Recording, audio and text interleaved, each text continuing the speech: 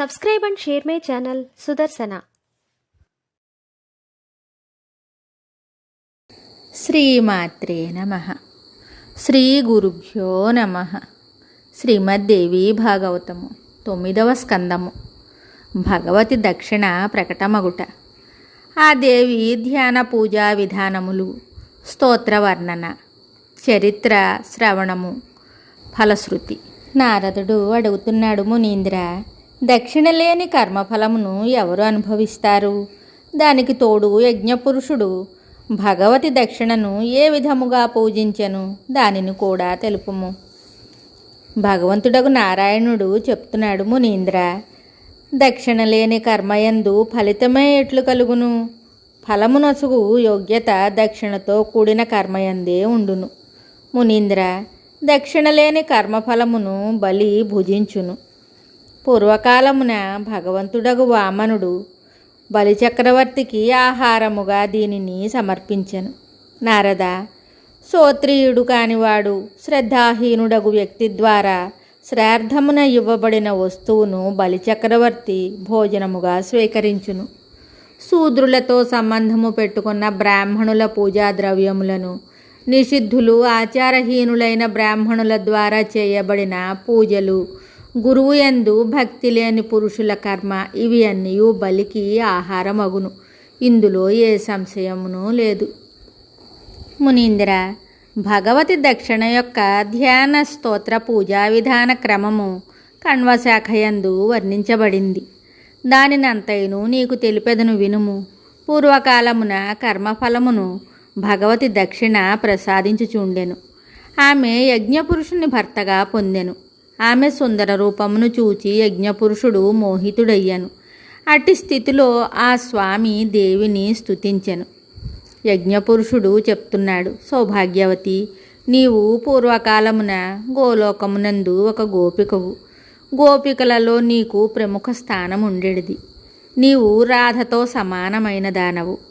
భగవంతుడైన శ్రీకృష్ణుడు నిన్ను ప్రేమించుచుండెను. కార్తీక పూర్ణిమ నాడు రాధా మహోత్సవము జరుగుచుండెను. అప్పుడు నీవు భగవతి మహాలక్ష్మి దక్షిణ భాగము నుండి ప్రకటితవైతివి. అందువలన నీకు దక్షిణ అను పేరు కలిగింది. శోభనాంగి, నీవు పరమశీలవతి వగుటచే సుశీలయని పిలువబడితివి. రాధాదేవి శాపము వలన గోలోకమును వీడితివి. నా సౌభాగ్యమున దక్షిణయను పేరుతో నాకు ప్రాప్తించితివి. సౌభాగ్యవతి, దయచేసి నీవు నన్ను భర్తగా స్వీకరింపుము. నీవే యజ్ఞమొనరించు పురుషుల కర్మలకు ఫలమును ప్రసాదించుచు ఆదరణీయురాలువగు దేవివి. నీవు లేనిచో ప్రాణులందరి యొక్క కర్మఫలములన్నీ నిష్ఫలమగును. నీవు లేకపోయినచో కర్మలు చేయువారి కర్మలు కూడా శోభిల్లవు. బ్రహ్మ, విష్ణువు, మహేశ్వరుడు, దిక్పాలురు మొదలగు సకల దేవతలు నీవు లేకపోయినచో కర్మఫలముల నొసగుటకు అసమర్థులగుదురు. బ్రహ్మ స్వయముగా కర్మరూపము, శంకరుడు ఫలరూపమని చెప్పబడును. స్వయముగా విష్ణువునగు నేను యజ్ఞరూపమున ప్రకటితుడను. వీరందరికీ సారరూపము నీవే. ఫలమును ప్రసాదించు పరబ్రహ్మ, నిర్గుణయగు భగవతి ప్రకృతి, అటులనే స్వయముగా భగవంతుడగు శ్రీకృష్ణుడు నీ సహయోగము వలననే శక్తిమంతులయ్యారు. కాంత, నీవే నా శక్తివి. వరానన, జన్మ జన్మాంతరములలో నిరంతరము నీవు నా సమీపమున నుండుము. నేను నీ సకల కార్యములందు సహాయమొనరించి సఫలుడనగుదును. యజ్ఞపురుషుడిట్లు ప్రార్థించగా యజ్ఞాధిష్టాత్రీదేవి భగవతి దక్షిణ ప్రసన్నురాలయ్యను. అప్పుడా దేవి అతని ఎదుట సాక్షాత్కరించెను. మహానుభావుడగు యజ్ఞపురుషుని తన స్వామిగా స్వీకరించెను. ఇది భగవతి దక్షిణా స్తోత్రము. యజ్ఞ సమయమున దీనిని పఠించిన పురుషునకు సకల యజ్ఞముల ఫలము సులభమగును. ఇందులో సంశయము లేదు. అన్ని విధములైన యజ్ఞముల ప్రారంభమున ఈ స్తోత్రమును పఠించిన పురుషులు చేయు యజ్ఞములన్నీ నిర్విఘ్నముగా నెరవేరును. ఇది దృఢమైన సత్యము. ఈ స్తోత్రమును నేను తెలిపితిని. ఇప్పుడు ధ్యాన పూజా విధులను వినుము.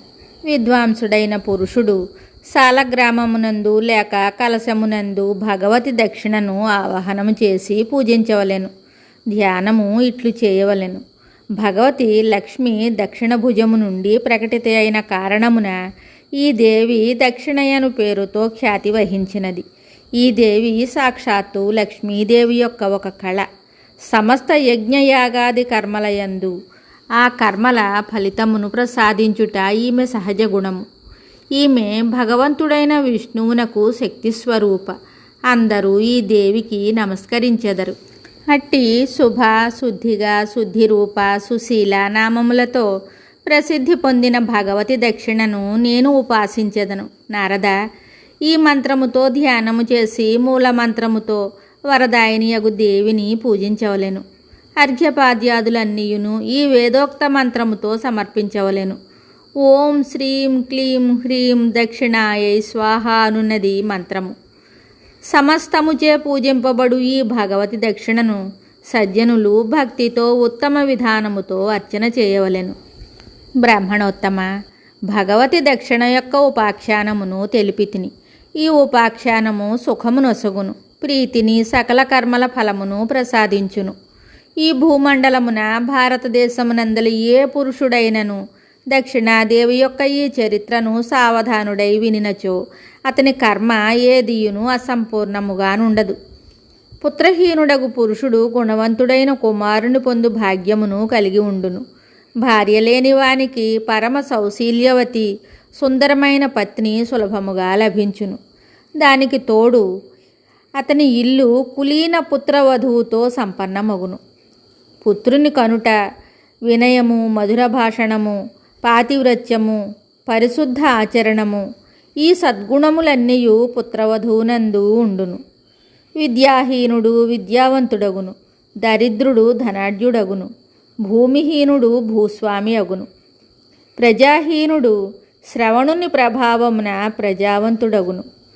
సంకటములందు బంధువులు విడిపోయినప్పుడు, ఆపదలు కలిగినప్పుడు, బంధింపబడు సమయం ఆసన్నమైనప్పుడు 1 నెల వరకు దీనిని శ్రవణము చేయు పురుషుడు ఈ సమస్త పరిస్థితుల నుండి ముక్తుడగును.